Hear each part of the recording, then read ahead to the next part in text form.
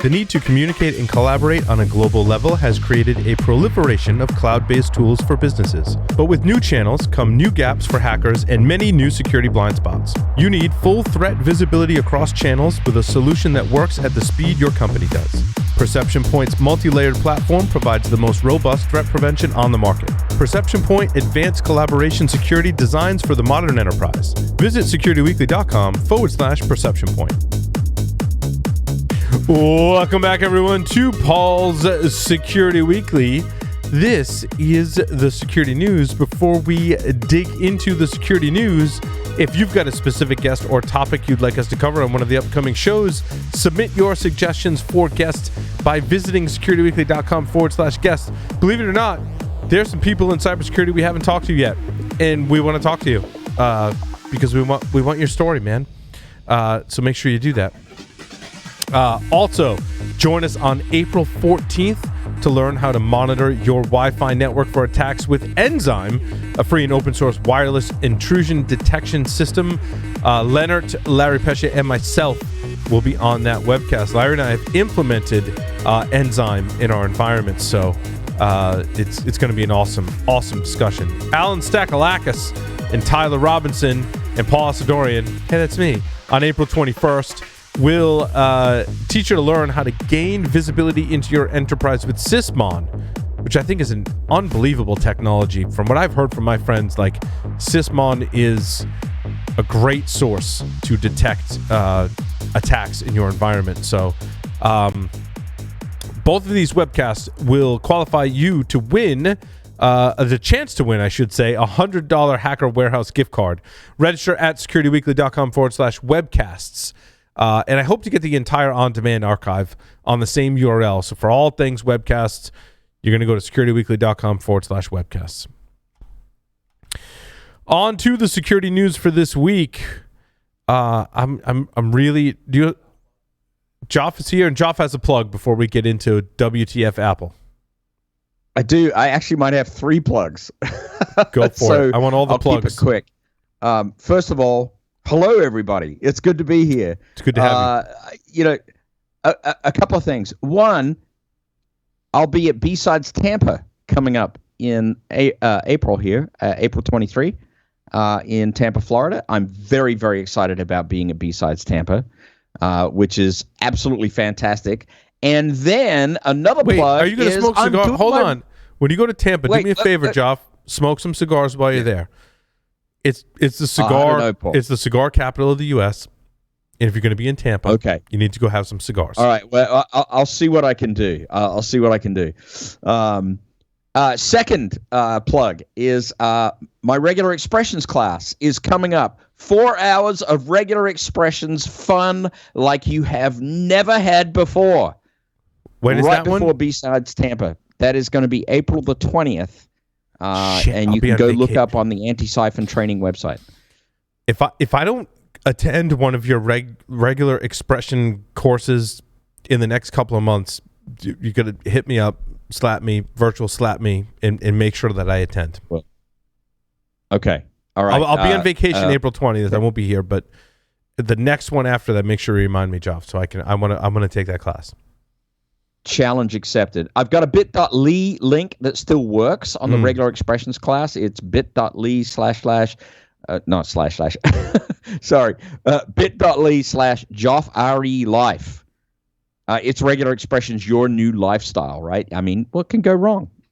So there's very little that can go wrong. I tell you what, I dump into VI as my editor, and I'm like, I gotta look up that regular expression, right? Like it hits me, and I'm sure many of us in our everyday life, not just if I'm coding in Python, not just if I'm in my editor in VI, right? Like there's so many use cases. Such a valuable class, John. Oh my God, yeah. And in the class, by the way, I cover a little bit of VI, some SED, some grep. Yes. I cover setting grep too.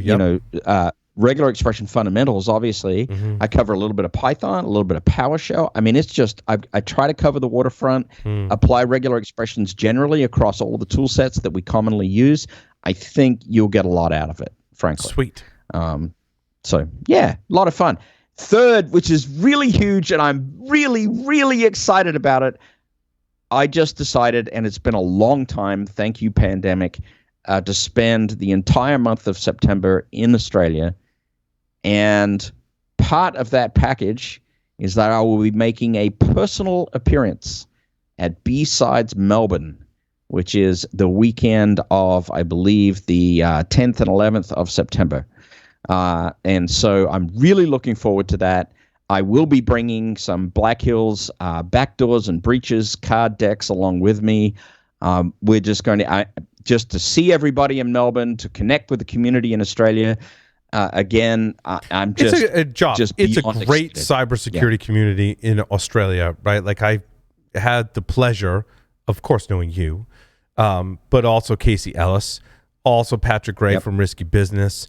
I went back in the archives. I remember Wade Alcorn was an interview we did back in the day. And I'm leaving a ton of people out, right? Like it's a great community. So I'm happy to hear you going back to the homeland. I am, and I've got a lot of family to visit. There's a lot of family that are aging, so this is way overdue.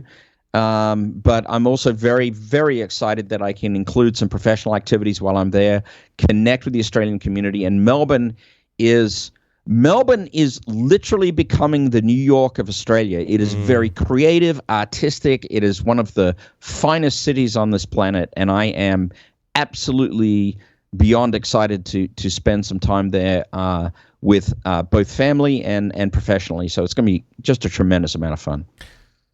Now that we get the light and fun stuff out of the way, I want to go to an Apple WTF moment. Oh my God, I read this article about these Apple vulnerabilities, dude, and I was so triggered. I was angry, I was sad, I was happy that I run Linux. Just a flood of happy that you run Windows, right?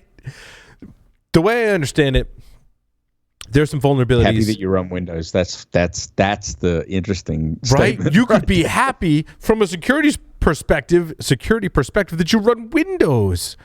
Dude, there's a complex matrix of stuff going on here, right? There's a lot of Apple vulnerabilities that some have been discovered. Well, they've all been discovered. Some have been fixed. Some have not been fixed in previous versions of Mac OS and also iOS.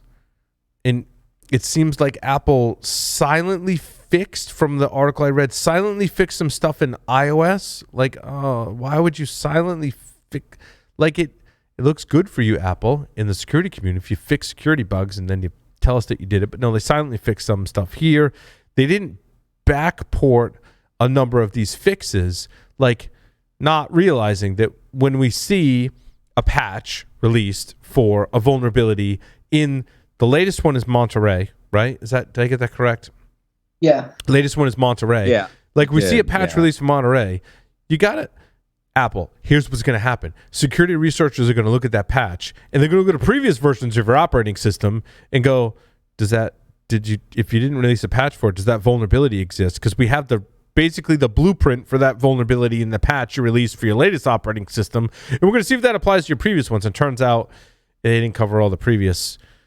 Doesn't it feel like that Apple is almost going through the same maturity curve that Microsoft was going through in the sort of the mid 2000s, right? Dude, I talked about this. So sneak preview. Yeah. I did an interview with Aaron Turner. Do you guys know Aaron? You're an INS faculty. I know Aaron. INS faculty. Yeah. Aaron's an awesome person. Just in general, just putting that out there. So I did a Hacker Heroes interview. It's a show we're getting ready to release, and he talked about his time at Microsoft, and we talked about. I'm like, dude, the turning point was the Bill Gates email. He's like, He's like, October 2000, they lost some source code to the Russians, and that was one thing. And then the Bill Gates email, which was another thing. There was some multiple turning points at Microsoft. You'd think by now Apple would go through these similar kind of turning points, and they just haven't. They, based on this, even just the article that in the current events we're talking about now, I'm at a loss for words. The part that bothers me is the idea that they can continue to keep it under wraps and keep it in house. I think that's where the mistake is. You need to connect with the community. We can help you. right? Well, that goes against Apple, right? Like anything security related stays very hush hush, internal, and it is very odd the way that they have started releasing this. It's always been like we've had a precedence. They've always supported the last two major versions of their OS. And so when you start to see them not support the most recent two, that sets a precedence that now you have to wonder, like, what other patches and stuff have not been updated for the last two? Like, are we seeing a thing where we have to maintain the latest? And there's a lot of people that will not move to Monterey because of some of the implications and the way they've set up the OS. So yeah, and I'm sorry, Tyler, I misspoke. In the article, it says that iOS 14 and iPad OS 14 are also vulnerable to CVE 2022-22-675. However, Apple officially, albeit quietly and without warning, stopped supporting iOS and iPad 14 in January 2022. So it wasn't that they patched it silently, it's that they didn't patch it silently, which is even worse than the scenario I described earlier. Okay. There was a lot of moving parts to this article. The link is in the show notes. They give a table with a matrix. There's a lot of CVEs that cross multiple different versions of their OS for both Mac OS and iOS. And I apologize, but that's actually what happened. Yeah, that's literally an analogy to a false negative. Yeah. I mean, that's what you never want to have happen. Never. Especially for OS critical security patches. Like even Microsoft backports unsupported operating system patches for very critical vulnerabilities. Like this is not a good precedent. Looking at these two vulnerabilities, like one of these is an Intel driver. And if you know anything about drivers and how drivers work inside of kernels and the sandbox space, like there is a substantial amount of permissions and delegation that can happen, and you can do some interesting things with that. So the Apple APP is not as interesting as the driver, I think, personally. They claim that previous versions of the operating system will be patched for serious vulnerabilities. It's reported that these vulnerabilities are being actively exploited. One would think that this would constitute a serious vulnerability that should be backported to previous unsupported versions of the operating system. However, Apple has said, no, we're not going to do that. That makes it all the worse, right? Like the active exploitation, like this isn't a 0-day that a researcher found, pushed to them, they're waiting on some bug and some fixes, no one knows about it. This is active exploitation. When you see active exploitation, like usually that's a direct fix, immediate push, and that's an out-of-bound patch. Also, the article says we've inquired of Apple several times over the past week. Apple has not responded to any of our questions. Like, dudes, you're just making shit worse. You're making shit worse for yourself. At least come out with a statement, even an apology or something. Like not responding is it's really the worst thing you can, like not patching it and not responding for comments are like two of the worst friggin' things you can do when we talk about security vulnerabilities. I don't understand. Absolutely. How is, and there are some freaking super smart security people that work for Apple. And my guess, again, this is pure speculation, my guess is they're losing their shit right now. Like I feel bad. If you're a security person for Apple today, like you're holding your head, like you're not sleeping good at night. And I feel bad for those people that, because I mean, we many of us have known and probably do know people who are working for Apple security today, right? Like, and there are friends, there are cohorts, there are in our community, and we're like, oh man, that's rough. It's rough. Well, I mean, it's this that bottom line is it's always good to keep your resume at home, right? As in on your home, like non-corporate computing resources. Yeah, that's what I mean by that. Yeah, they have to be disgruntled, upset. They, like us, I mean, those folks could come in this podcast and probably have the same thoughts, right? Like they could never do that because of the Apple's PR and where they work. But we know they're in the same mindset as we are. Like this is not, basically it boils down to, this is not the way we deal with disclosure and vulnerabilities. Like it's just not. We've seen so many examples in the past 20 plus years of companies that have handled this in a much better way. Apple is one of the most profitable, revenue-wise technology companies on the face of the planet. It's astonishing that they don't get this right.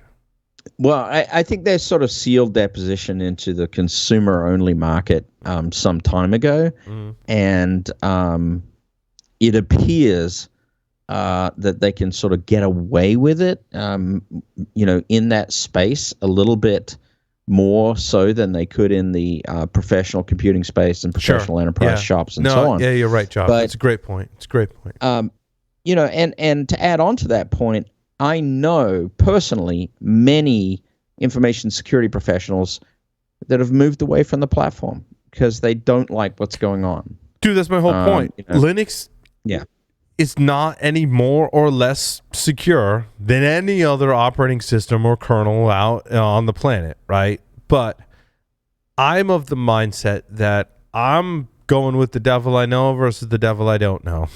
Right, exactly. Like, sure, we don't know about every vulnerability in the Linux kernel, in Linux applications, in drivers, and any open source Linux software that I run on all my computers. But if it's there and I want to go look for it, I can go find it.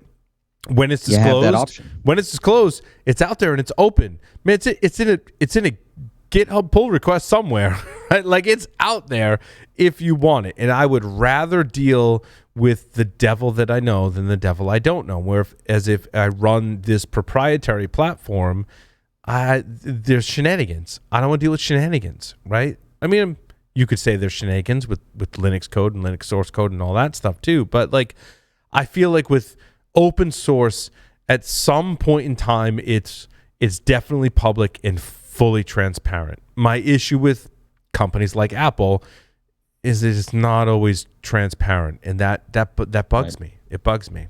Yeah, it's important to point out that just because it's public and transparent doesn't mean everybody on the planet has the skills to analyze that source code and actually work out what's going on. I agree. But what it does mean is those with the interest and inclination can go and find out. Right. And there's a big difference in that than, not being able to do it or having to try to reverse binaries and like work 100 times harder to get to the result. And I feel like that the issues will be addressed in open source. That's not always the case. I mean, sometimes there's miscommunication, sometimes there's bugs that lag in open source, and we've covered them on the show. So I'm not saying Linux is perfect when it comes to a security model, but it's not. Nothing is. But being decoupled from big corporate America, I think has some advantages, right? And again, it's not perfect, but the other issue you run into, though, if you're an organization or an enterprise, is your ability to have readily available tools for visibility, configuration, management. I mean, outside of Jamf and Centrify and like some AV and OS query, like, you're limited as far as like all the EDR, the visibility, a lot of the threat modeling and TTPs. Almost all ransomware and almost all threat actors are now very focused on Mac OS. They're very targeted. All their kits support it by default, and it is well matured. So the level of visibility, and I think this is coming along, and there's a lot of great work in this, but you're spot on where you've got the kind of closed network and closed eye things. You also have the inability for companies to get very creative and provide some of the apps that are necessary for that visibility and securing those things. We'll see those eventually, but we're not at that point now. Yeah. I also feel like I run Ubuntu transparently on my systems, and they support a certain version. So if you're on Ubuntu 2004, like, that shit's getting all the security updates. And as long as you do your due diligence to keep that updated, which I do, I feel you're in a much better position than if you're running an older version of macOS. And also, like, I can run the latest supported version of a Linux distribution. I wouldn't say operating system, right? It's a distribution, and not be tied to a specific hardware. I think folks kind That's a of huge thing. yeah, like in Apple world, I may be running an older version of hardware and software, and it's really difficult for me to move to that latest version, right? Like Linux distributions really don't care what hardware I'm on, and they're still going to support it. So I feel like that puts me, you talk about the consumer, right? Me as the consumer in a better position to go, I've got this laptop, I bought it 2 years ago, it's still running the latest version. Like they haven't forced me to upgrade my hardware, whereas in an Apple world, I've got an older version of the laptop. I may be lagging behind on updates. I may be lagging behind on hardware. They've abandoned that hardware and that older software. So, there's that. And I'm not saying Linux security is perfect by any stretch of the imagination. Like these all have issues and it's a bunch of trade-offs, but this is concerning. So just to add on to that hardware issue, for many of us in the industry is becoming more of an issue because, those of us who work with certain government agencies, we cannot run on hardware sourced in China anymore. Okay. Right.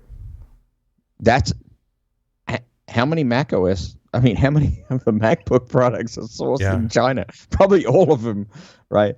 I mean, I don't mean to like divert down a political route, but that's actually a reality now for some of what we do. So it goes way, way further because of some of that true reality that's in front of us right now.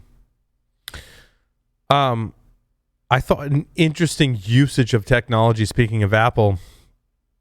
So when Russia is invading Ukraine and conducting operations, which is an atrocity, as we all know, they are confiscating technology, which I thought was an interesting aspect to modern warfare, right? That as you're invaded, like that didn't exist hundreds of years ago, right? But now we've got another country invading another country and they're confiscating technology.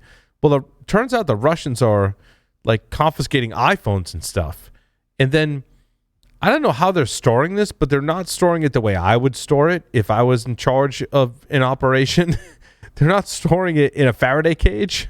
Actually, I was talking earlier like about NSO Group and Pegasus and stuff like that, and how like I would defend it. Like I'll get to that in a moment. But so Russians are acquiring this technology, and Ukrainians are saying, "Well, I can just Find My iPhone, and if the Russian soldiers have stolen this iPhone, I can track where it's been." Like it's a high tech but low sophistication mechanism to be able to track, oh, now I know where the Russian troops are because I know they went to this town, and if they confiscated technology, I know they moved in this other area, and they're using Apple's Find My iPhone, like a technology and a system and a service that most of our family members have no trouble using. Like, oh, I lose my phone all the time. I know how to use Find My iPhone. This isn't like novel technology for even someone who is not the most sophisticated user of technology. I mean, you could likely train your grandma to use, like, grandma, you lost your phone. Like, so you go here and you go Find My iPhone and it makes noise and you go find it. Like the Apple actually made this usable technology for the widest variety of users that are on the planet, and here are the Ukrainians using it to track Russian troop movements. I thought it was a great air quotes hack, right? I think there's that's awesome. There's a ton of intel coming out of this. Like you end up with a few things, right? Like one thing you have to realize is a lot of these Russian units, there's not a great chain of command. There's not very strategic PERSEC or OPSEC. Like these are people raping, killing, looting, marauding. Like all of this is happening. So these are individual troops that are getting this stuff, and unit commanders are not stopping them. So they're taking these things back, and yes, you're able to track them. They're being tracked to the Hamel region in Belarus right now is a good portion of them on a retreat. So now we know their retreat path. We know where they're going, and we know targets to begin to hammer out for more intel. So there was a couple shipping distribution centers that were hacked, and the cameras within inside of those were hacked in order to provide intel. And you can see the Russian soldiers shipping all this technology that they were looting back to home. So now we've got shipping manifests of where each of these soldiers are from, which regions are getting shipped to the most. And we also have a good dispersion of which units are still out and deployed and which units are back based on a lot of the dumb leaks. The Russians are handing their enemy a map of strategic targets, essentially, if they've confiscated this technology and not put it in a.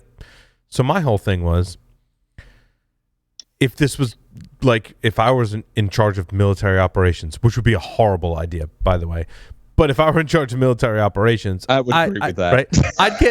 I'd get some of the cyber stuff right. And some of the cyber stuff would be, if you confiscate technology, everyone's going to be issued these like Faraday cage bag, RF shielding equipment.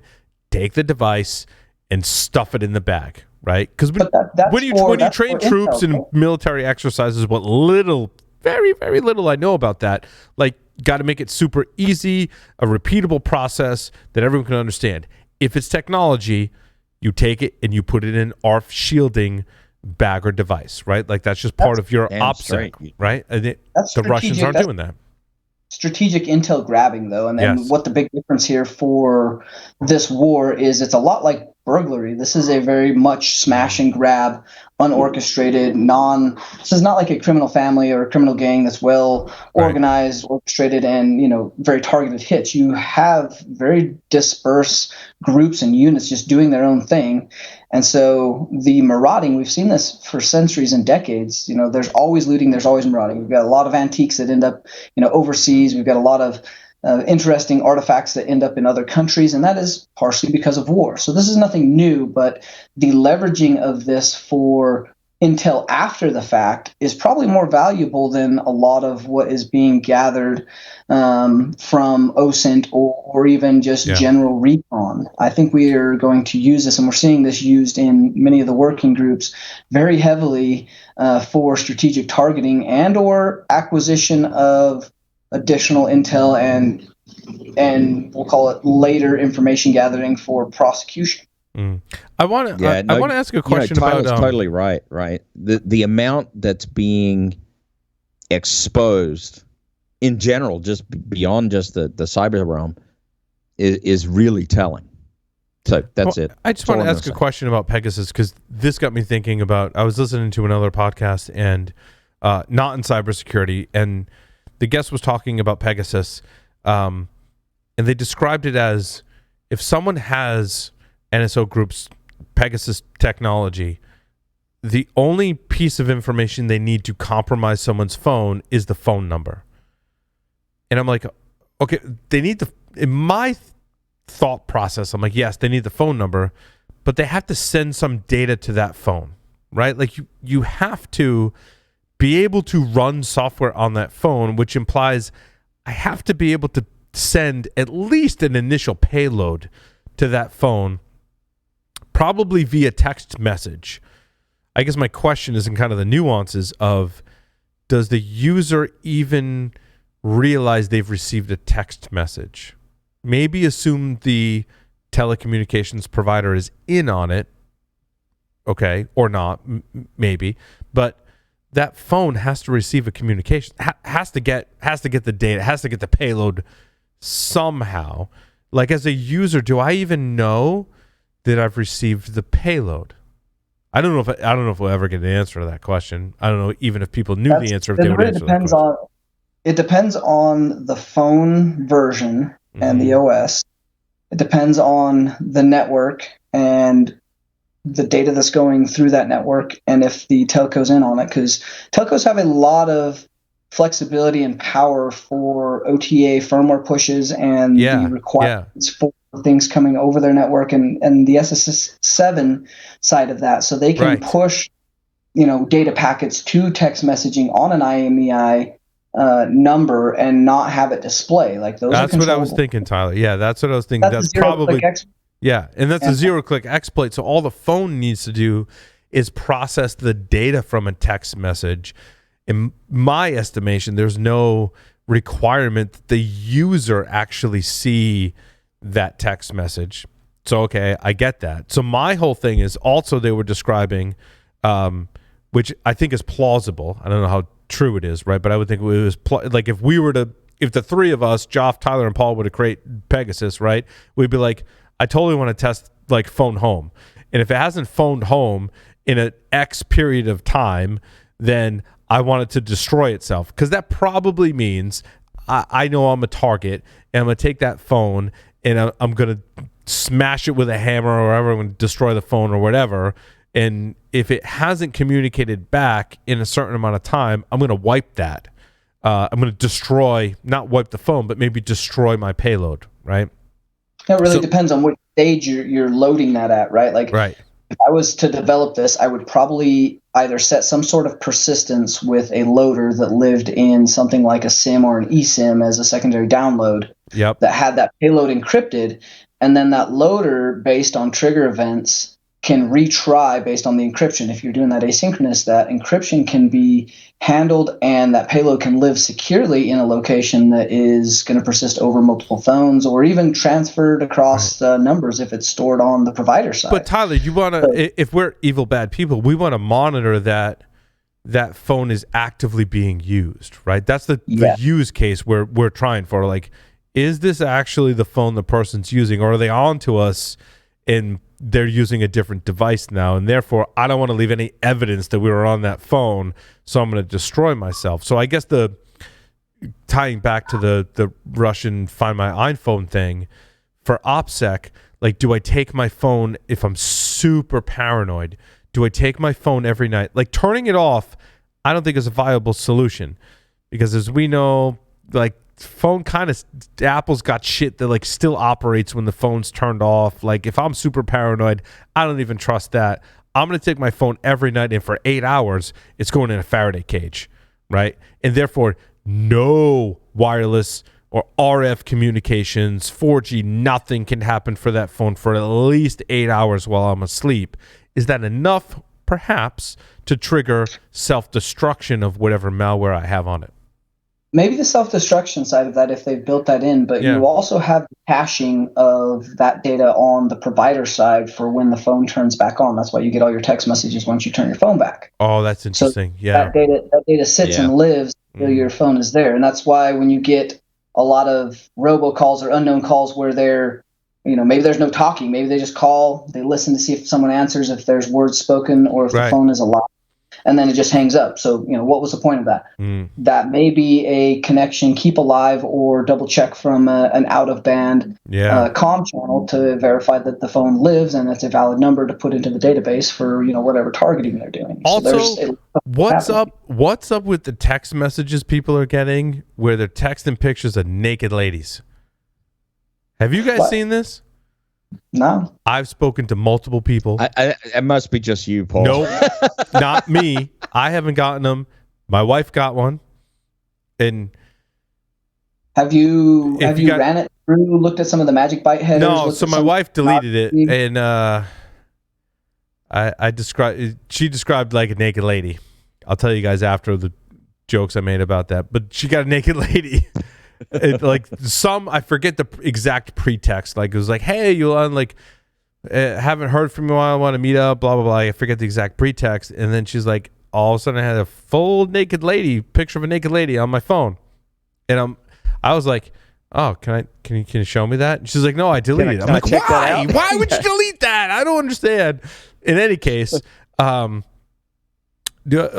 other people have told me they've gotten similar text messages that is like a similar kind of pretext, like a kind of like a feeler, and then picture of a naked lady in a text message. I'm like, what's up with that? I haven't dug into it. Isn't that just kind of a social engineering assessing your vulnerability level? I mean, ultimately, don't know. Like, are they? That's what it seems like, right? I guess if you're going to respond to a text message, maybe it is of a naked lady, and they're testing if that number is valid. It seems like I don't know. I think a lot of that is grooming, right, for some of the WhatsApp channels, some of the Telegram paid service channels, where they're seeing, if you're inside a certain demographic that's worth talking to see if you can extort money, get you to send stuff overseas, look for, the mail order bride kind of stuff. So is what you're saying, Tyler, is a test of how gullible the user is on the other side. Yeah, that's what I was thinking too. Yeah. Right? Good point, Joff and Tyler. Yeah. It's interesting. If it happens again to anyone in my circle or myself, I'll share information because I think it's kind of Those interesting. those ones make me nervous because I've had my wife, my mom, call me. They're like, "Hey, someone called. They said they were this and this. They asked a couple questions, wanted to know if I was your mom. Like, so was that a data probe and harvesting for later use, or were they looking for security questions? Like, there's a lot of like paranoid side of that. Yeah, that could be a general security risk depending on how much information gets given out. And I usually run some tracks on my trying to figure out what the dude. Some of those recent ones have actually been legit calls that I've screened.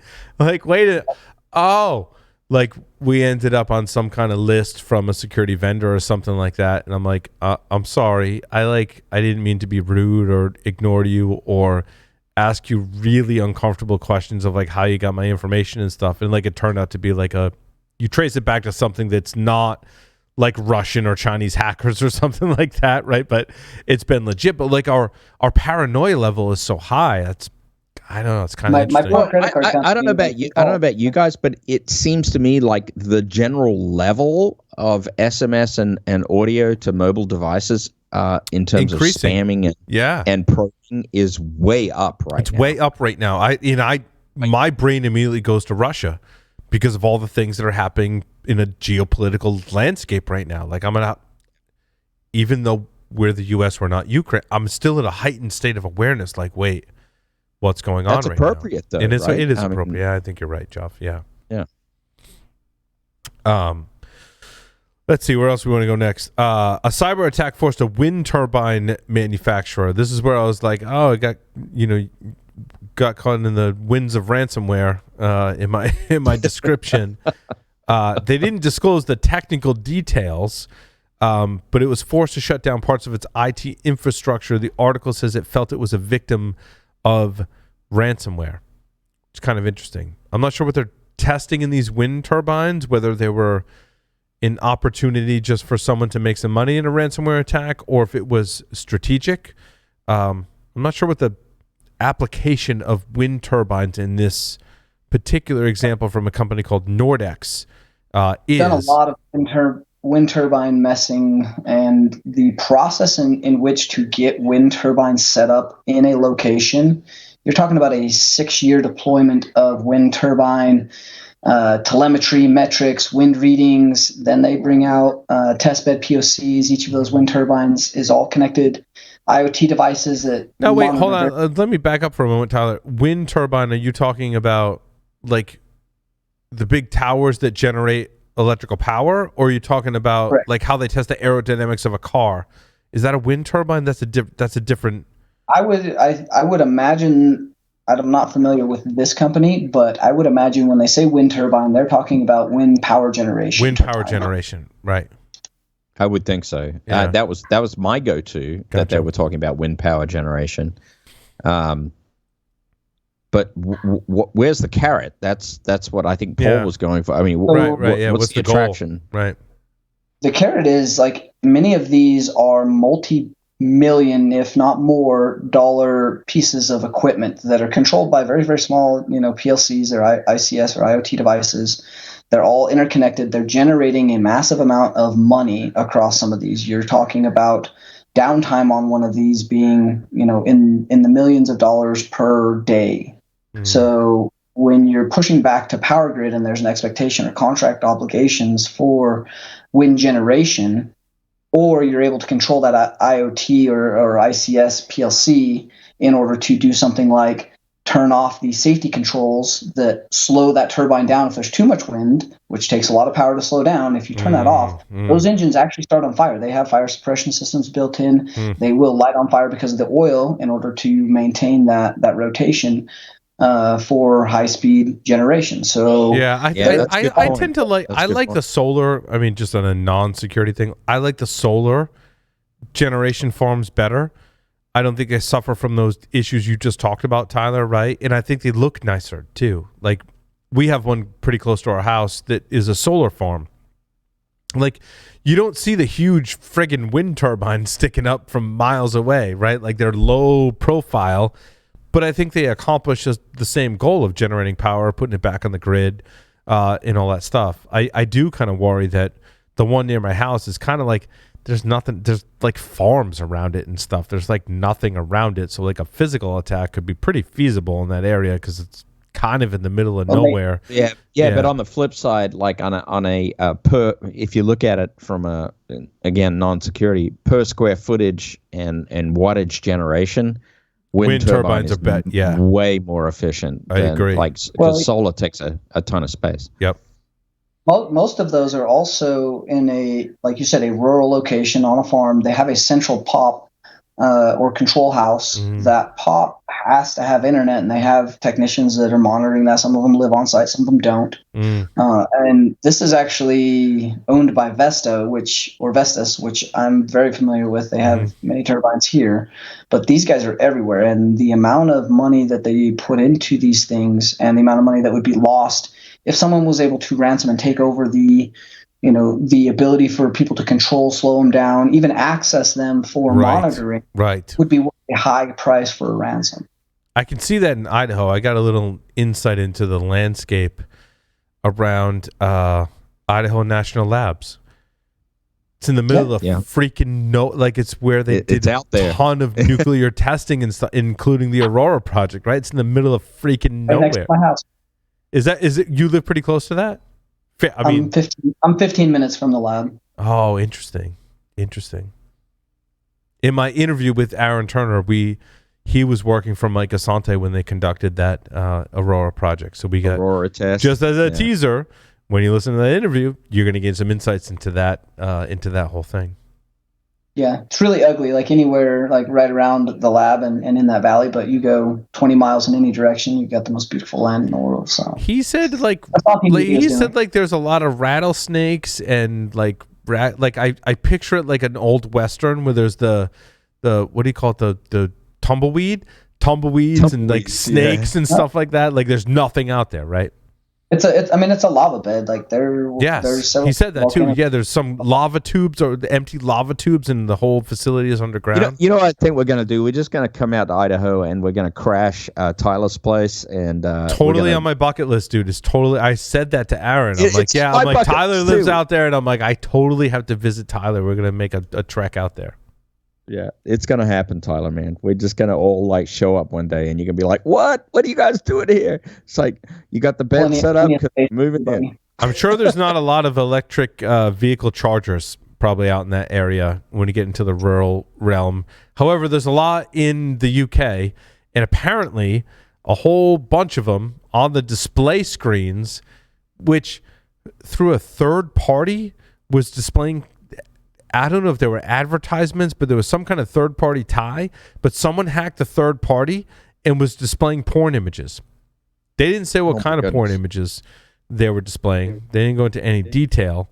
But my comment on that was it gives a whole new meaning to supply chain, a whole new meaning to supply chain attacks.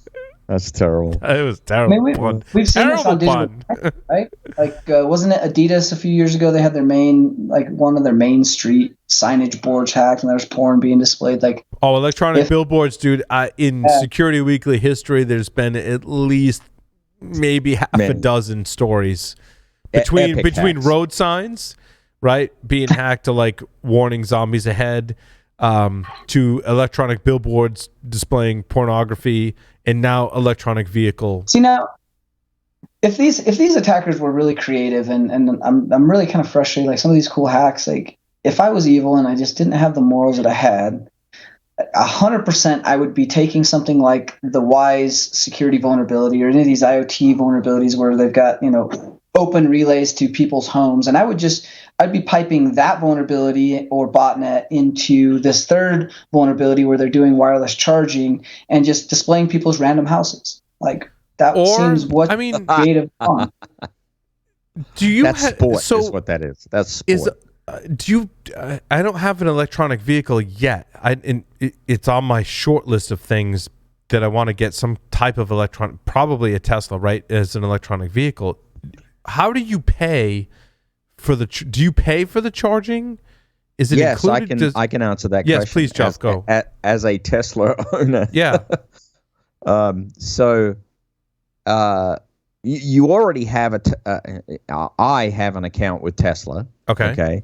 On their online resources, and as part of that account, I've supplied them a credit card number for just miscellaneous stuff, accessories and crap. Well, if you go to one of the superchargers, it just leverages that Tesla account because your vehicle VIN is tied to your Tesla account anyway. Sure. Okay. And so if you go supercharging at a Tesla supercharger, it just goes right back on your Tesla account. Okay, and, so you pay for the charge, just like you pay for gas at the pump. You pay for an electric charge in a varying different mechanisms. Tesla being one of them. Or what you'll find though is most people are not going on long road trips every single day. Yep. Right.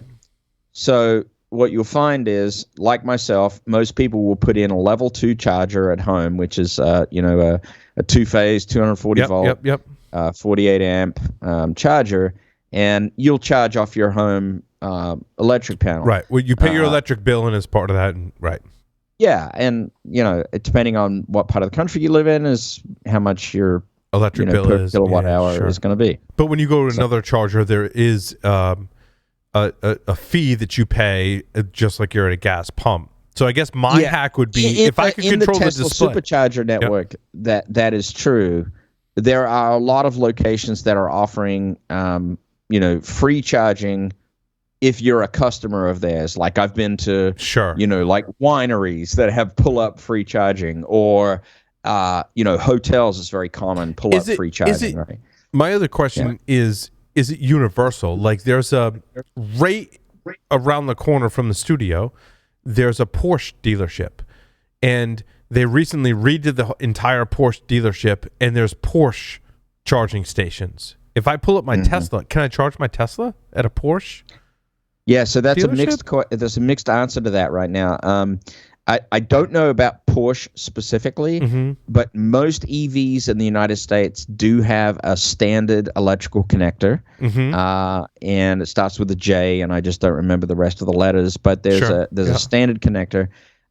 Tesla chose to go a proprietary direction, so Tesla's connector is proprietary, but they do have an adapter that goes back to the standard connector. So if you would have happened to pull up at a Chevy charging station, it's like USB. Tesla, it's like USB charging. Sure, you get an adapter. Yeah. Okay. Yeah, you get an adapter, right? Right.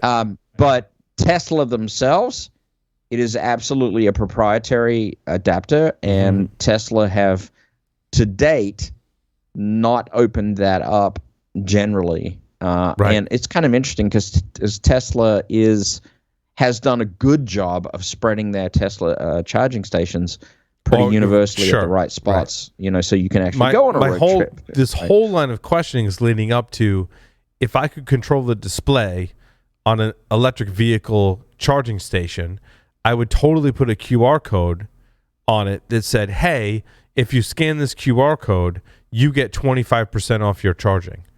And when they click that QR code, I'd totally be credit card skimming.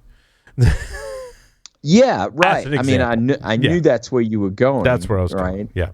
But you're not, at least in the Tesla supercharger network, which I have experience with, you are not scanning a card at the charging station. So when you plug in your Tesla, there's a data communications mechanism, much like USB, right? There's a charging. Correct. Charging, like the pinouts in the charger are like, this is where I get power, this is where I get data. The data exchange does that automatically. Correct. Yeah, I got you. I got you. So there's some data going back and forth, and they know the VIN number of the vehicle, and they tie that back to their account. That was, by the way, the most adult conversation we've ever had about porn being displayed on something. Props to us. I'm actually pretty impressed. Yeah, we've matured so much over time. I'm pretty impressed with our disciple. That was very disciplined. Very disciplined. Let's see. Wyze IoT devices. Not so wise. Not so wise? Oh my God. This is another disclosure debacle. I mean, this is like, we talked about Apple. Like, Wyze is kind of playing the same games. You guys read this article? Like, it's kind of the same thing. Like, authentication. I got a lot of stuff in my IoT lab that I've been messing with, and this is as bad as it seems. It's bad. It's bad. Like the Bitdefender found Authentication Bypass. But like I knew you were going to say that, because like 9 times out of 10, if I find an IoT cam on a network, Authentication Bypass is where the action is. And this one you would really nerd out on, Joff, because it's like a crypto authentication bypass, right? It's with the keys that they exchange. I can't remember all the details, and they didn't release a whole bunch of details. Like, it's kind of like high level details that they released on it, but the authentication bypass kind of goes to how they validate the keys that are exchanged, and if the client defines a null key, like the key gets set to null, and that's all you need to do is basically the high level overview of the authentication bypass. Oh my God, that sounds totally like a JSON web token null cipher attack. It sounds very similar. It's very, very astute, Joff. Yeah, it's very good. All you need is the camera ID to do this, which, if you've messed with Wyze devices, it is part of how their API communicates back to the servers. And if you're on the local network where it can sniff traffic, or whatever, the ID is passed as part of many of those parameters. So very easy to find. Well, the remote code execution is actually even more interesting, because you can actually view live footage, view previous footage. You can gain unauthorized access to the SD card, or unauthenticated access to the SD card. So a lot of this does depend on local network access to get the ID, but there is some conjecture that, because of the way they communicate with Wyze servers, which are in China, the ability for them to access these cameras remotely from a known server is fully plausible.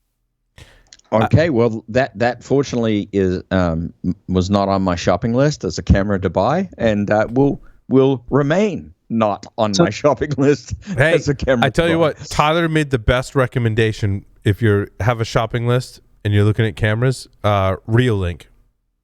Is that still your recommendation, Tyler?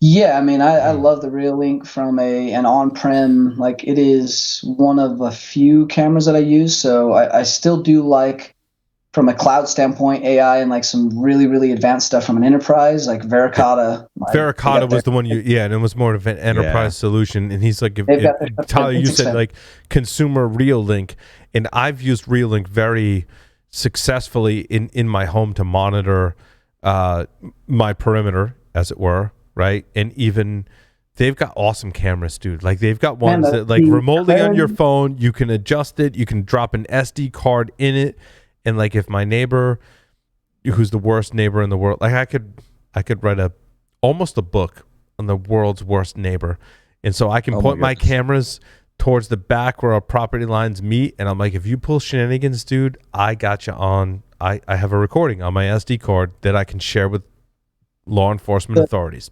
It's a good system. Yep. Yeah, I mean, for the cost, like, when you start to talk about cameras, you can get, all the way up to something like Aerocons. I've got several Aerocons that, have changeable lenses, macro, micro lenses. You got license plate readers out to like a mile. Like, literally, some of the lenses I have on some of these are phenomenal. But when you talk about like clarity and ease of setup and use that your wife would want to use, like Reolink, and the fact that it is an integrated switch and LAN that only has one uplink that you can then lock down and secure actually pretty well. There's a lot of control to it. It provides a pretty limited attack surface from how you do it. Now, I've messed with Ring, I've messed with Blink, I've got...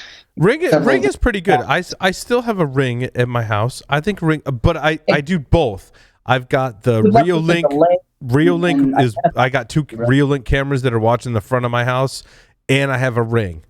Like, I don't, for whatever reason, I don't trust Ring as the only security device.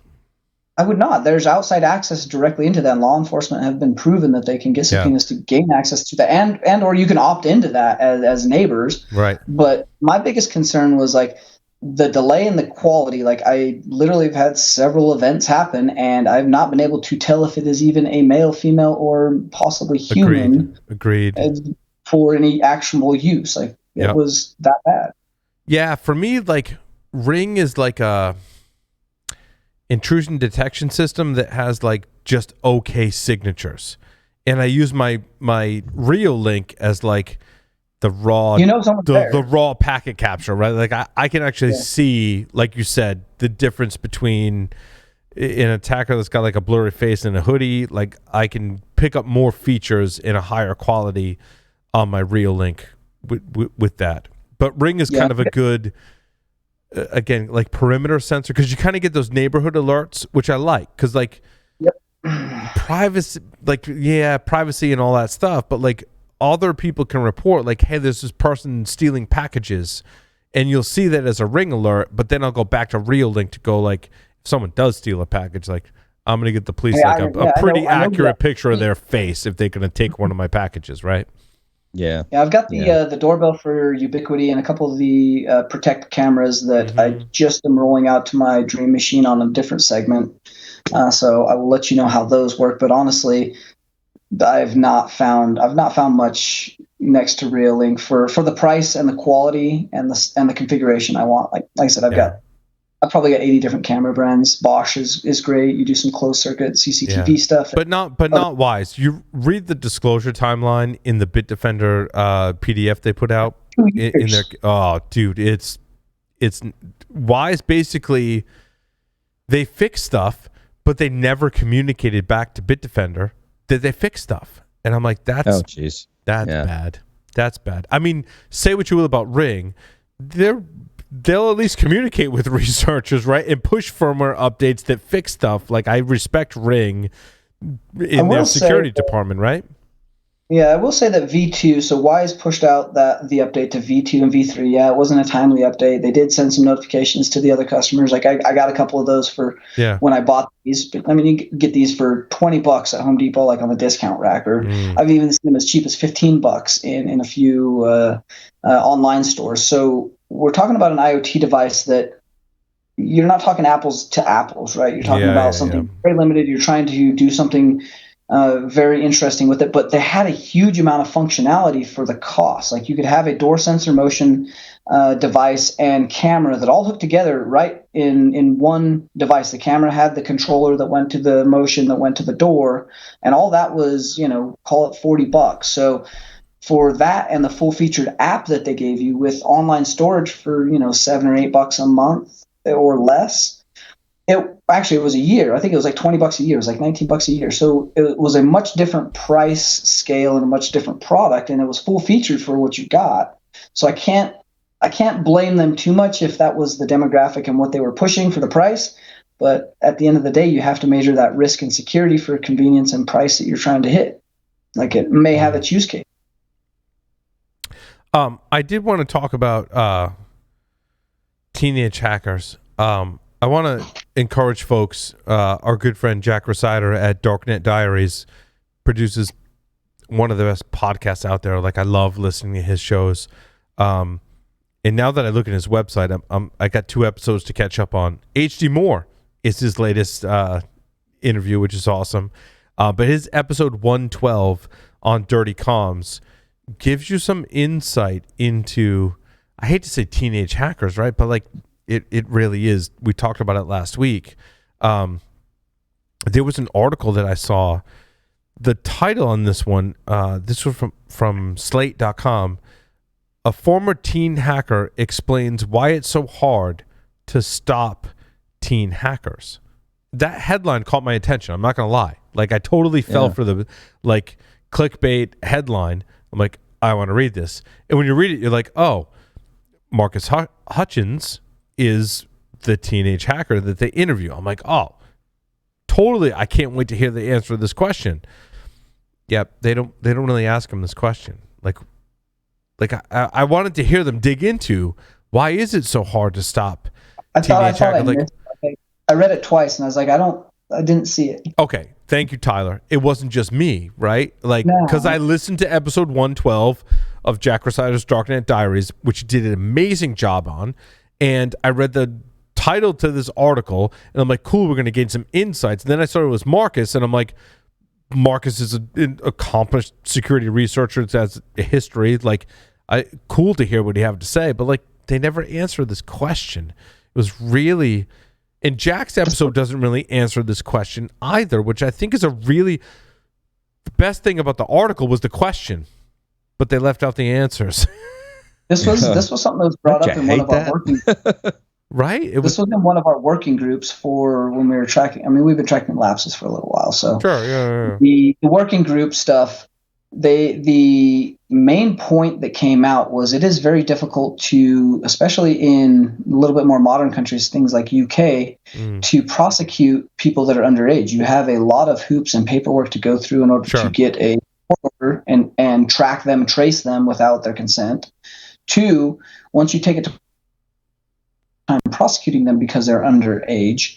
And then 3, you also end up with the judgments that happen for underage as much less stringent. Like you have to agree to not get on the computer. Right? We've all seen the movie Hackers. You know how well that works and lasts. Right. So that is really the thing. Like many of these guys have been captured before, and they were never prosecuted, or they didn't have charges brought, or the charges were something that didn't affect them in any way, shape, or form. Like they're going to get another computer. What you're saying, Tyler, is kind of interesting. Is that if you're under the age of 18, you kind of got free reign, right? Like it's hard. It's hard to prosecute someone unless you do something that's totally heinous, like mass murder and like shit like that. But if like you're hacking and you're not causing loss of life, like let's draw that line. You're hacking, you're not causing loss of life. That's a good line to draw, or bad line to draw, depending on how you're looking at it. It's super hard to prosecute someone who's under 18 years of age.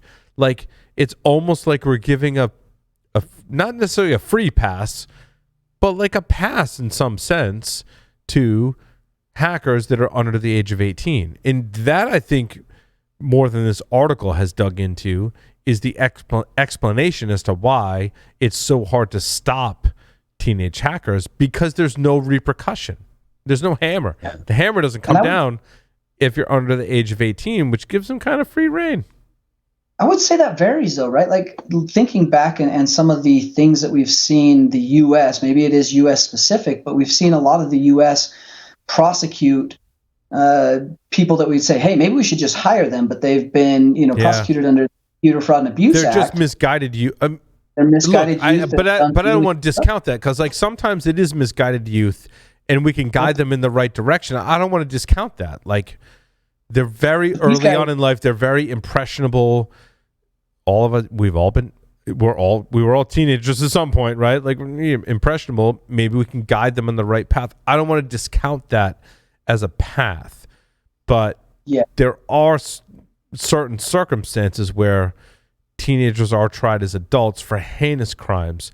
That's a big line to cross, like a big line. Like you commit mass murder as a teenager, you're likely in the U.S. I don't want to speak to international law. I don't want to speak to U.S. law because I'm not an attorney, right? But like, you likely, if you do that, Boston Bomber, but the Boston Bomber guys, it was 17, I think. They were under 18, right? They were prosecuted as an adult. That's an example, right, where in the U.S. there's precedence of being tried as an adult. Huge case. I mean, there's probably tons of case law where there are folks that are under 18 that are all prosecuted as an adult. I don't think in hacking crimes where there's not loss of life, where there's that situation. That's a good. This is an area that I really think in the future needs to be examined in the light of charging parents as an accessory to the crime. It could be too, because that's really where it's at, right? The parents are empowering them for the most part financially to commit this stuff, because kids don't have the financial resources to buy the equipment they need. Sure, but Joff, did you read the articles about the lapsus hackers, right? The parents were like, I just thought my son was really into computers. Not every parent is Tyler, Joff, or Paul who monitors their children to the level that we have the expertise to monitor our children, which kind of begs and that's the question. Where it gets complicated, right? But is ignorance of the law ever been an excuse? No, it's a great point. I think this is really a case where we can have a lot of opinions, but we need to bring on our legal experts that have been on the show in the past to kind of weigh in as to what I would say so. legal precedence has set, what constitutes prosecuting not an adult as an adult in those cases, right? Like that's and I think it will we're not qualified. We're qualified in a lot of things. We're not qualified to speak to U.S. law or certainly international law, but we have people who have come on the show in the past that can help us with that. Certainly, it's likely to come down to intent, right? As a lot of law does, right? What's the intention? The other interesting side to this that I'm not seeing a ton of people talk to is there's two parts. The Lapsus one is very interesting because, so they did some credential theft. They used Genesis, grabbed some creds, did some brute forcing, found open access. So, as an APT group, are you recruiting these under 18 minors that are less prosecuted, less sought that's out? a great point. No. Yeah, like As a resource. I'm not as prosecutable as an adult. Therefore, you can leverage me to commit heinous hacking crimes, and I'm more likely to take that risk because the risk is much lower that I'll actually suffer serious consequences. It's a great. And you have less to lose, right? You're not as mature to think through the consequences, the outcome of those. So they're very impressionable. They're very prideful. They want to get that street cred very quickly. So again, like from a Lapsus standpoint, like was this access intentionally made vulnerable? Were those creds leaked to Genesis on purpose, and then someone infiltrated that group and mentioned it so that they would use it and get the creds and take from their side they did the full hack. They're good with it. But from a nation state, like I could totally see someone setting that up, making that available, getting into the group, offering up little tidbits, and then having the group carry it out of underage minors, and then you've got misattribution and the ability to cause some smoke and mirrors to cover your tracks. Yeah, in a really similar sense, I think it's no different than recruiting terrorists across foreign lines, right? It's the same thing, because it's like if I can find somebody that's really impressionable, and usually that's somebody who's young, but's really good at this, really smart, then I can coerce them, right? I can offer them incentives to do things that would they may not normally do, but it's probably money driven. Dude, you're zero cool. That's what it reminds me of, right? The 11-year-old hacker that was zero cool, that caused all that damage, that got fined and couldn't use computers, right? Like that whole dichotomy is really interesting. It's real. I think but it takes on a new light today as to the effects that you can have on society today as a hacker versus in 1995. Target, right? Like Microsoft, Nvidia, Samsung, like the leaks that they were dropping, those were not small companies or companies that don't have massive budgets and reputations to protect. So again, very, very, very big hacks for that young, and I would say maybe not even that skilled. So, whoa, right? Love it. What do we got? Is it time to wrap up, Paul? I think it's time to wrap up. Yeah, I think it's getting late. Tyler, Joff, thank you very much. Thank you, everyone, for listening and watching this edition of Paul Security Weekly. Over and out.